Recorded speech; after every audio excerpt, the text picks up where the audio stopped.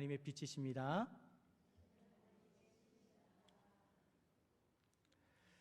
여러분, 낚시 해보신 적 있습니까?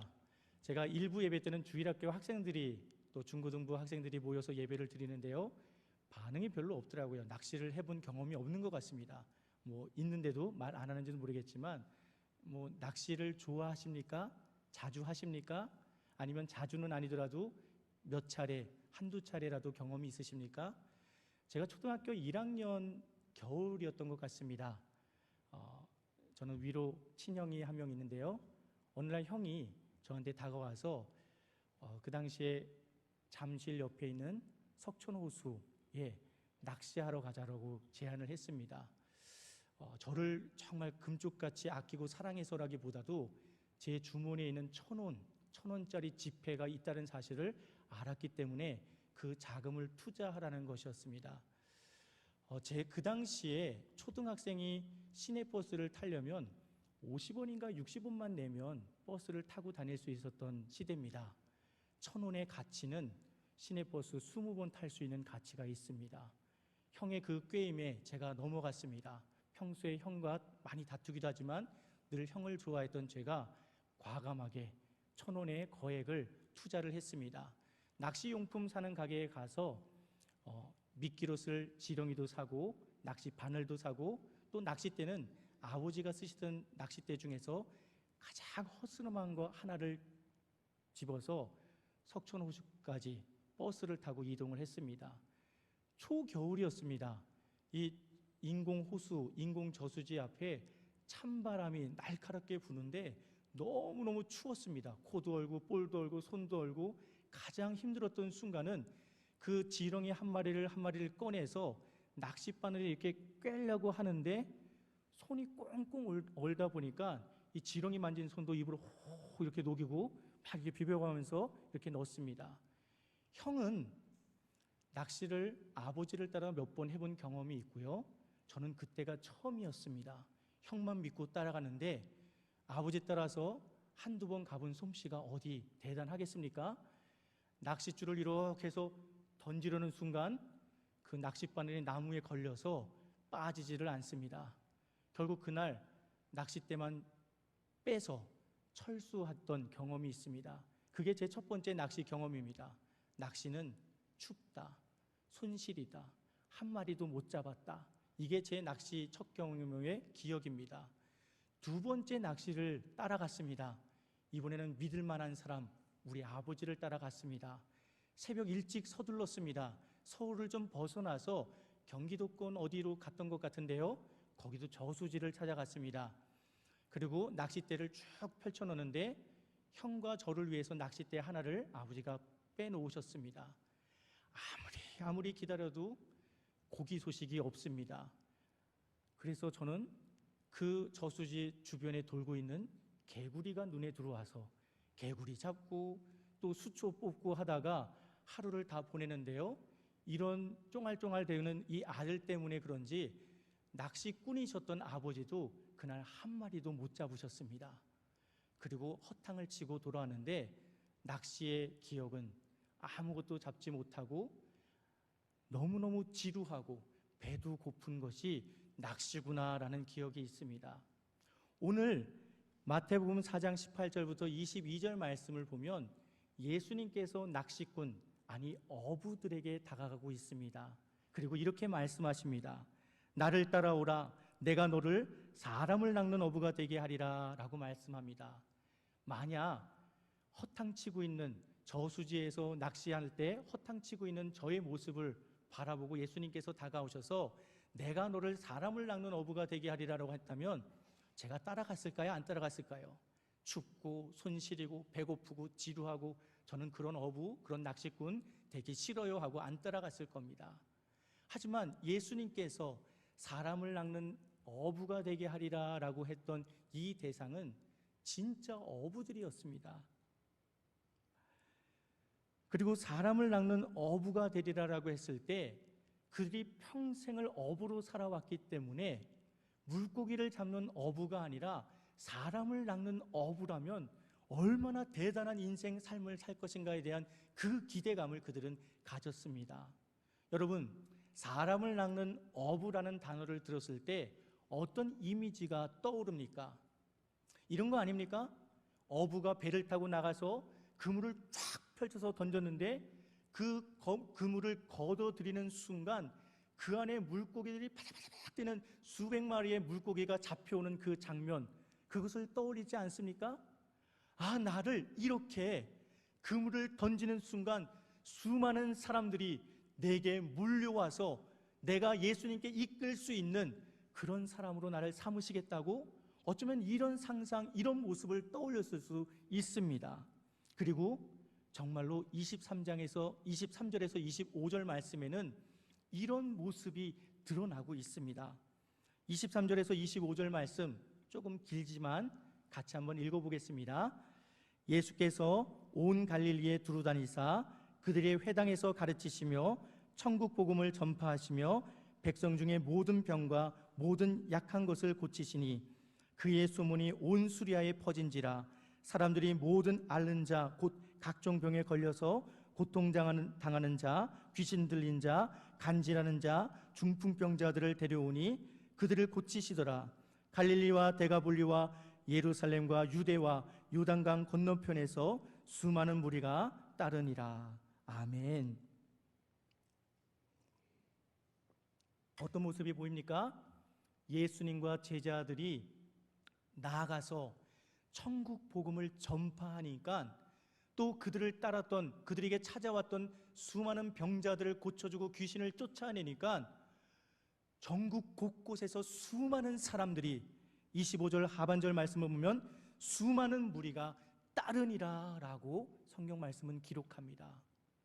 베드로가, 나머지 제자들이 이런 모습을 떠올린 게 아닙니까? 내가 너를 사람을 낚는 어부가 되게 하리라 라고 했을 때 정말 내가 대단한 사람이 될 수 있겠구나 라는 그런 기대감.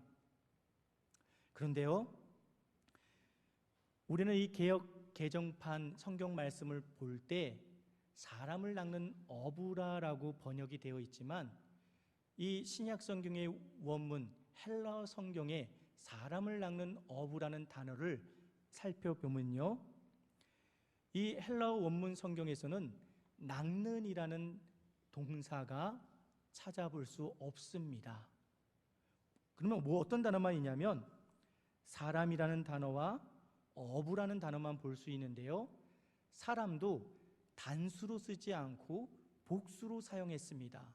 그리고 이 사람을이라는 목적격으로 사용하지 않고 사람들의라는 소유격을 사용하고 있습니다. 결국 헬라어 원문 성경을 다시 번역하면 사람들의 어부로 너를 만들겠다라는 말이 됩니다. 나를 따라오너라, 내가 너를 사람들의 어부가 되게 하리라 라고 말씀하신 겁니다. 목사님, 사람을 낚는 어부나 사람들의 어부나 뭐 그런 차이가 있습니까? 어떤 의미의 차이가 있습니까? 라고 묻는 분이 계실 겁니다. 저는 이재철 목사님을 참 존경합니다. 100주년 기념교회의 담임 목사님이셨고 지금은 은퇴하신 분인데요, 이재철 목사님은 당신의 책에서 이 사람을 낚는 어부, 사람들의 어부라는 단어에 대해서 이렇게 설명을 하고 있습니다. 사람을 낚는 어부는 자기 자신을 위해 사람을 낚는 어부를 가리킨다. 사람들의 어부는 사람들을 위한 어부, 사람들을 섬기는 어부이다. 사람들의 어부가 행하는 모든 행위의 유익은 어부 자신이 아니라 그가 섬기는 사람들에게 돌아간다. 주님께서는 베드로에게 자신의 유익을 위해 사람들을 마구 이용해도 좋을 사람을 낚는 어부가 아니라 사람들을 위하고 섬기는 사람들의 어부로 만들어 주시겠다고 약속하셨다.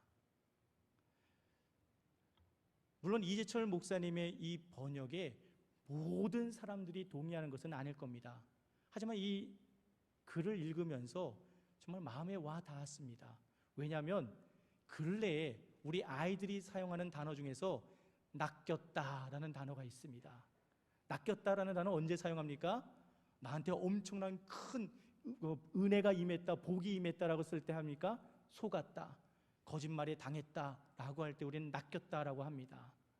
사람을 낚는 어부라는 표현 속에 오늘날 현대인들의, 오늘날 대한민국의 청소년들, 또 낚였다라는 단어의 의미를 아는 사람들을 들어보면 정말로 이 어부가 나의 생계를 위해서, 내 유익을 위해서 물고기를 잡는데 사람들을 끌어모으는 것도 나의 유익을 위해서 끌어모으는 것으로 착각할 수 있다는 겁니다. 하지만 사람들의 어부라는 표현 속에서는 사람들을 섬기는 자, 사람들을 위하는 자라는 표현이 있습니다. 여러분, 어부가 어떤 사람인지 아십니까? 사실 이 본문은 기억하시는 분이 계실지 모르겠지만 2018년도 11월 8일 날 제가 동일한 본문으로 여기서 설교를 했습니다. 그때는 제목이 나를 따라오너라 라는 제목이었고요. 오늘은 사람을 낚는 어부라는 겁니다. 조금 포인트가, 관점이 좀 다른데요. 그 당시에 제가 갈릴리 호수에 대해서 설명을 했습니다. 어떻게 설명을 했냐면요, 갈릴리 호수는 해수면보다 200m 밑으로 내려가 있습니다. 바다보다 더 낮은 지형이 갈릴리 호수였습니다. 그리고 갈릴리 호수의 북쪽으로 올라가면 엄청나게 높은 산지가 있었습니다.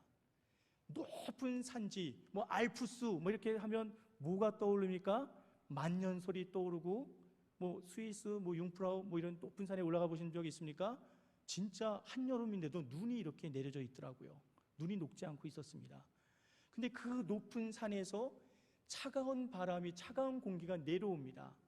해수면보다 200m 낮은 지형에 있는 갈릴리 호수는 한낮 동안 내리쬐는 뜨거운 태양광 때문에 그 물이 아주 끓어오르지는 않겠지만 따뜻해집니다. 산에서 내려오는 차가운 공기, 그리고 이 호수에 머물러 있는 따뜻한 공기가 순간적으로 만나는 순간 갈릴리 호수의 날씨는 예측하지 못할 만큼 변했습니다. 갑작스럽게 돌풍이 불고 태풍이, 풍랑이 일는 그런 일들도 있었고요. 그래서 갈릴리 호수의 어부들은 정말 판단력이 뛰어났어야 됩니다. 자그마한 변화, 공기의 기운, 그것을 봤을 때 이제 곧 이런 일이 벌어지겠구나 라고 하면서 또 민첩하게 행동할 수 있어야 됐습니다. 또 고기를 잡는 자들, 어부들의 특징이 뭡니까? 어느 지역에 가야지 고기를 잘 잡을 수 있다는 사실을 압니다. 포인트를 압니다. 또 계절마다 많아지는 어종이 뭔지, 또 많이 팔리는 어종이 뭔지도 잘 알기 때문에 시시때때로 그들은 전략을 바꿔야 됩니다. 또 어느 순간 자기들이 기대하는 것보다 물고기가 더 많이 잡히면 그 그물을 혼자 끌어내기 힘들기 때문에 협업을 해서 함께 힘을 모아서 물고기를 건져 올리기도 했습니다. 이런 사람들이 어부입니다. 그런데요, 사람들의 어부라고 했을 때, 사람들을 위한, 사람들을 섬기는 어부라는 표현 속에는 이러한 민첩함과 뛰어난 판단력과 모든 체력을 다해서, 온 힘과 마음을 다해서 사람을 섬기고 사람을 세우는 사람이 사람들의 어부라는 뜻입니다. 이재철 목사님은 이 어부에 대해서도 이렇게 이야기를 합니다. 사람들의 어부라는 그 뜻을 이렇게 표현합니다. 뛰어난 지능을 지닌 어부라 해도 어부가 머리로만 고기를 잡을 수는 없다. 어부가 달변이라고 입으로 고기를 잡을 수 있는 것도 아니다. 어부가 고기를 잡기 위해서는 손과 발을 포함하여 자신의 온몸을 사용하지 않으면 안 된다. 예수님께서 베드로를 사람들의 어부로 부르셨을 때 베드로는 사람들의 어부라는 그 단어의 뜻이 무엇인지 분명히 알았습니다. 왜냐하면 어부로 평생을 살면서 마음과 몸 다 고생해봤기 때문에 압니다. 하지만 예수님을 만나는 순간 그 영광이 어찌나 큰지 내 모든 것을 내려놓고 내가 주님의 제자가 되겠다라는 그런 결단을 내릴 수 있었습니다. 베드로를 비롯해서 어부 출신의 사도들은 예수님의 이런 부르심 앞에 한치의 망설임도 없이 주님을 따르고 있습니다. 20절, 22절 말씀인데요. 그들이 곧 그물을 버려두고 예수를 따르니라. 그들이 곧 배와 아버지를 버려두고 예수를 따르니라. 하나님께서는요, 저와 여러분 한 사람 한 사람을 사람들의 업으로 부르셨습니다. 믿으십니까? 마스크를 써서 소리가 안 납니다. 하나님께서는 저와 여러분을 사람들의 업으로 부르셨습니다. 믿으십니까? 그렇다면 제가 다시 한번 묻겠습니다. 베드로는, 안드레는, 요한과 야고보는 그들의 배와 아버지와 가족들마저 다 내려놓고 사람들의 어부가 되고자 예수님을 따라 나섰습니다. 여러분은 예수님을 따르기 위해 무엇을 내려놓고 무엇을 포기하였습니까? 헐리우드 영화라면 아마 이 장면에서 딱 음악이 흘러나오면서 엔딩 크레딧이 이렇게 올라갈 겁니다. 정말 사람들의 어부가 되는 것이 쉽지 않은 일인데, 이 고뇌와 또 고뇌하는 베드로와 다른 제자들의 모습을 비춰주고 또 과거의 모습을 회상해주고 결국은 나를 따라오너라, 내가 너희를 사람들의 어부가 되게 하리라 라는 그 말씀 앞에 주님께서 나를 부르셨다면 내가 그 길을 따라가겠습니다 하고 지는 해를 향해서 걸어가는데 앞에 예수님이 계시고 그 뒤를 따르는 제자들의 모습으로 영화가 끝나지 않았을까 생각합니다. 그런데 여러분과 저는 알고 있습니다. 예수님을 믿는 그 순간 이렇게 아름답게 영화가, 인생이 끝납니까? 그렇지 않습니다. 제자들의 삶 역시도 예수님의 부르심에 응답하는 그 순간이 그들의 새로운 삶의, 인생의 시작이었습니다. 그들은 예수님과 함께 3년이라는 시간을 보냅니다. 3년이라는 시간, 긴 시간 아닙니다. 물론 짧은 시간도 아닙니다.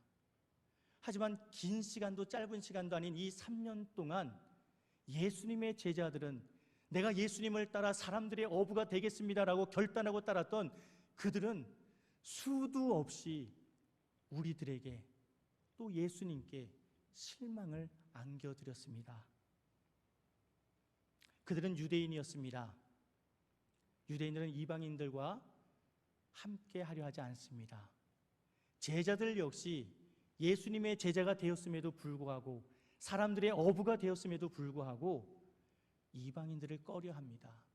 아니, 이방인들을 차별하고 있습니다.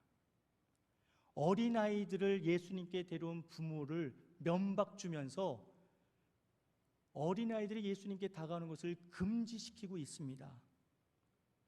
또 예수님과 자신들을 받아들이지 않는 마을을 바라보고 붕괴해서 예수님, 저 마을에 불을 떨어뜨려 주십시오라고 저주를 요청하는 자들이 그들이었습니다. 수시로 누가 더 높은 자리에 올라갈 것인지 다투고 갈등하고 싸웠습니다. 예수님께서 그들에게 딱 한 번 기도해달라고 요청하십니다. 근데 예수님께서 요청하신 그 기도 역시 그들은 내가 육체적으로 필요하다는 그 이유 하나만으로 예수님의 요청을 듣지 않고 그냥 저기 엎드려서 잠자고 있습니다. 결국은 결정적인 순간 예수님을 배신하고 도망칩니다. 이들이 사람들의 어부라고 말할 수 있습니까? 이들이 예수님의 제자라고 말할 수 있습니까? 그리스도인이라고 그렇게 칭할 수 있겠습니까?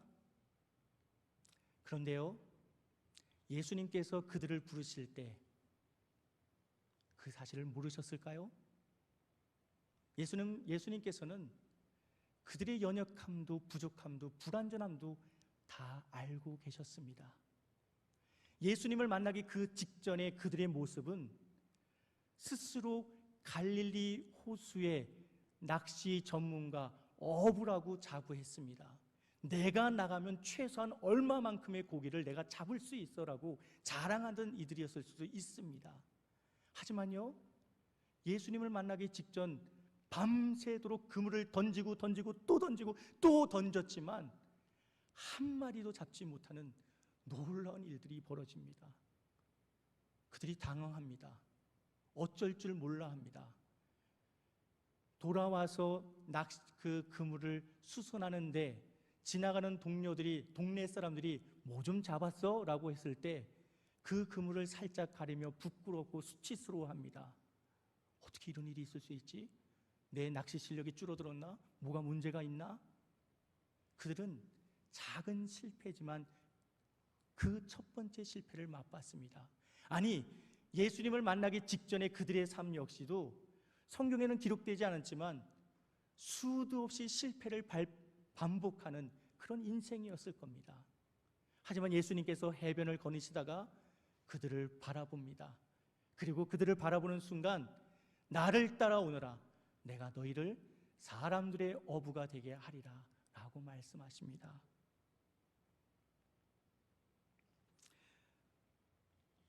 사람들의 어부가 되게 하는 주체가 누구입니까? 베드로와 안드레, 요한과 야고보가 정말 의지적으로 살아서 사람들의 어부가 되었습니까? 19절 말씀 같이 한번 읽어볼까요? 19절 말씀하시되 나를 따라오라, 내가 너희를 사람을 낚는 어부가 되게 하리라 하시니. 누가 그들을 사람을 낚는 어부가 되게 만든다라고 말씀하십니까? 예수님께서 내가 너희를 사람들의 어부가 되게 할 것이다 라고 말씀합니다. 그러니까 너희 부족함, 연약함, 불완전함 걱정하지 마. 내가 너희들을 다듬어 갈 거고 채워줄 거고 만들어 갈 거야 라고 예수님께서는 말씀하십니다. 더 주목할 거는 뭐냐면요, 이 당시의 문화적인 그런 관습입니다. 당시에 뛰어난 선생들이 있으면 사람들이 그의 제자가 되기 위해서 찾아갔습니다. 선생님을 나의 스승으로 모시고 싶습니다. 저를 거둬주십시오. 저에게 가르침을 주십시오 라는 것이 당시의 문화였습니다. 근데 예수님께서 제자를 부르시는 모습은 어떻습니까? 선생이신, 스승이신 예수님께서 먼저 그들에게 다가가서 손짓을 합니다. 그들의 손을 잡고 계십니다. 나를 따라오너라, 내가 너희를 사람들의 어부로 살게끔 만들어주겠다라고 말씀하십니다. 여기서 우리가 바라볼 수 있는 것은 하나님의 주권, 구원의 주체가 누구인지에 대해서, 성화의 주체가 누구인지에 대해서 알게 됩니다. 우리를 다듬으시고 우리를 구원하시고 우리를 온전케 하시는 분이 누굽니까? 우리 엄마, 우리 아빠, 선생님, 믿음의 동료들입니까? 아닙니다. 하나님이십니다. 성삼위 하나님께서 우리를 빚어가시고 구원하시고 만들어 가십니다. 여기서 우리가 오해해야 될 것은 모든 주권이 하나님께 있고 그럼 나는 할 게 없네, 그냥 내 멋대로 살면 되겠네, 내가 아무리 악하게 살려고 해도 하나님께서 예정하신 거라면 나를 잘 다듬어서 하나님의 사람으로 짠 만들어 가겠네. 성경은 그렇게 말하지 않습니다. 사람들의 업으로 부른 사람들은 이렇게 살아야 된다라고 예수님은 3년의 삶을 통해서 가르쳐 주십니다. 여러분, 사람들의 업으로 살기 원하십니까? 그러면요, 예수 그리스도를 바라보십시오. 예수 그리스도를 바라보시고 예수님께서 어떻게 말씀하셨고 예수님께서 어떻게 행동하셨는지, 예수님께서 어떤 선택을 하셨는지를 살펴보시기 바랍니다. 수많은 무리들이 자신들의 세상적인 욕구를 채우기 위해 다가왔을 때 그들을 예수님께서 어떻게 대했는지를 살펴보시기 바랍니다. 숨 돌릴 시간 없이 바쁘고 분주해서 만성 피로에 쩔어 있어서 정말 피로감에 너무너무 힘들어하는 예수님, 이제 잠깐 쉬려고 하는데 애들 엄마들이 극성으로 자기 애들을 끌고 와서 예수님, 그래도 내 아이들은 축복 기도해 주세요, 그리고 좀 쉬세요 라고 했을 때 예수님이 어떻게 그들을 대했는지를 살펴보시기 바랍니다. 갈릴리 호수 한가운데 있을 때 갑작스럽게 몰아닥친 폭풍 풍랑으로 인해서 제자들은 우리가 죽게 되었다고 아우성입니다. 그때 예수님은 어떻게 반응하시고 어떤 말씀을 하셨는지, 어떤 모습을 보여주셨는지 우리는 바라봐야 됩니다.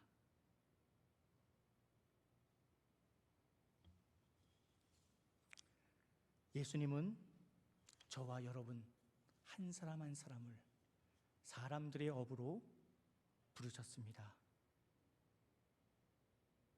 예수님은 저와 여러분이 가정에서, 직장에서, 교회에서, 또 사회생활 속에서 사람들의 업으로 살아가기를 원하십니다. 내 유익과 안위를 위해서 사람들을 이용하고 조종하는 삶이 아니라 사람들을 섬기기 위해 내 것을 내려놓고 예수 그리스도를 따르는 삶을 살기를 예수님께서는 바라십니다.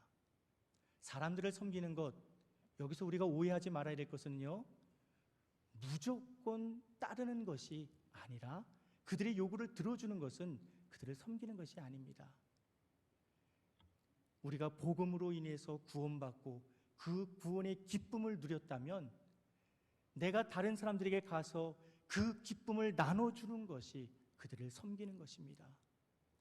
내가 복음을 접했을 때 그 복음으로 인해서 내 죄와 내 더럽고 추악한 것이 모든 것이 드러나고 나는 죄인입니다, 용서하여 주십시오라고 고백했던 것처럼 복음의 그 공의와 거룩함을 들고 나아가 그들이 바른 삶, 올바른 삶, 믿음의 삶을 살 수 있도록 가르쳐주고 지도하고 이끌어주는 것이 사람들의 어부의 삶이라고 예수님께서는 말씀하십니다.